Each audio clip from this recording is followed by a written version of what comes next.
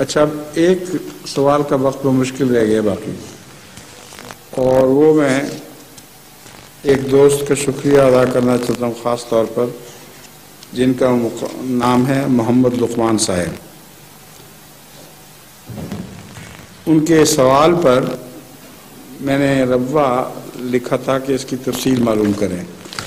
میں نے کسی مجلس میں غلطی سے لا علمی کی بنا پر یہ کہہ دیا تھا کہ معلوم ہوتا ہے خانہ کعبہ پر غلاف چڑھانے کا رواج بعد میں ہوا ہے، لیکن الحمدللہ کہ اللہ تعالیٰ جماعت کی وجہ سے میرا علم بھی ساتھ ساتھ بڑھاتا چلا جاتا ہے۔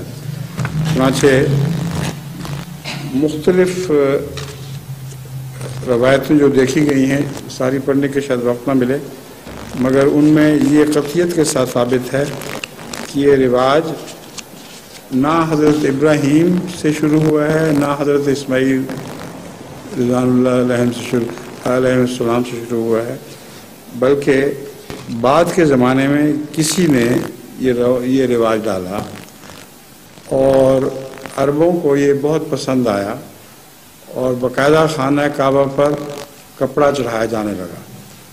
بعض دفعہ چمڑے کا بنا ہوا کپڑا کافی محنت سے بنایا جاتا تھا، بعض دفعہ اچھے خوبصورت کپڑے کا وہ غلاف بنا کر چڑھایا جاتا تھا، اور پھر آہستہ آہستہ یہ روایت بھی بن گئی کہ وہ سیاہ رنگ کا ہو جیسا کہ آج کل ہے۔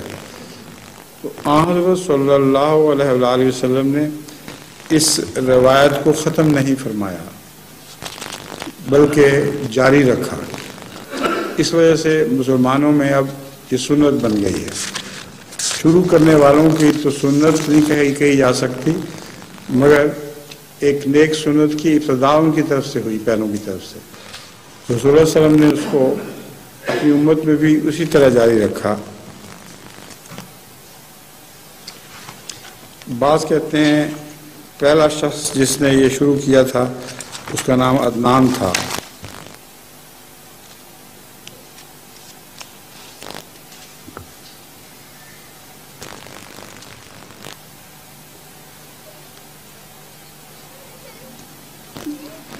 واقعی بھی کہتے ہیں کہ جہالت میں رسم جاری ہوئی تھی اور پھر رسول اللہ صلی اللہ علیہ وسلم نے اس کو جاری رکھا۔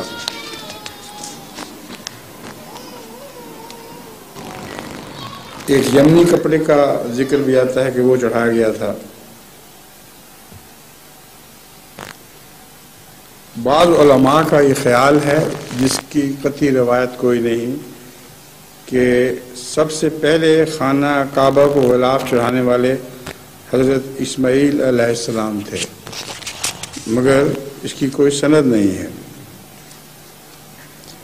سند والے روایتیں جتنے ہیں وہ عدنان کے متعلق اکثر بیان کیا جاتا ہے۔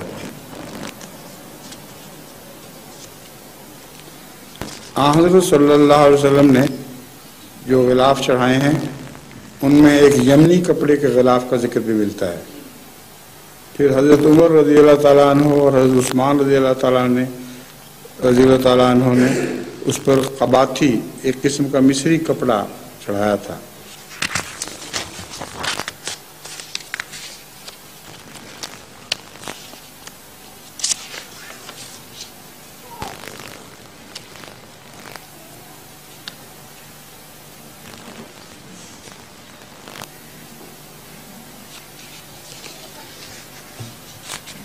بعض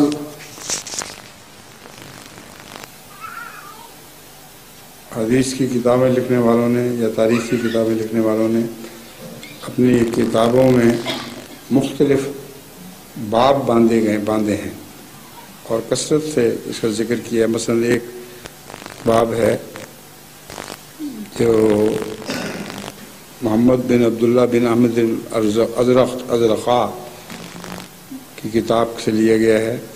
اس میں ہے ذکر من کسل کعبہ فی الجاہلیت، اس کا ذکر جس نے کعبہ کو جاہلیت کے زمانے میں غلاف چڑھایا تھا۔ اس سے بھی پتہ چلتا ہے کہ حضرت اسماعیل والی روایت علماء نے شوقیہ بیان کی ہوئی ہے، ورنہ وہ جاہلیت کا زمانہ تو نہیں تھا جب حضرت اسماعیل نے پہلی دفعہ خانہ کعبہ کو غلاف چڑھایا ہو۔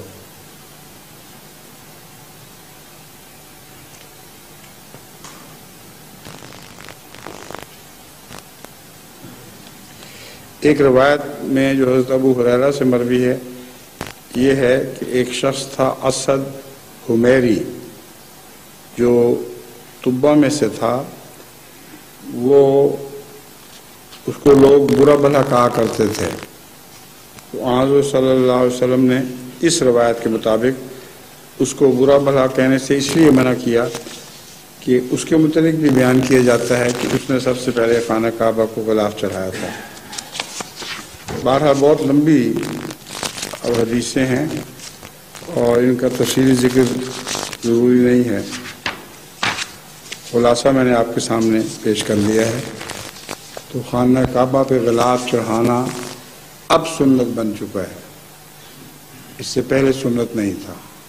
رسول اللہ صلی اللہ علیہ وسلم کے چڑھانے کے بعد اب یہ غلاف چڑھانا ایک بہت مقدس سنت ہے، اور وہ کپڑا بھی اس کے ٹکڑے پتہ نہیں کہاں سے مل سکتے ہیں، وہ یقیناً بابرکت ہوگا۔ ٹھیک ہے، اذان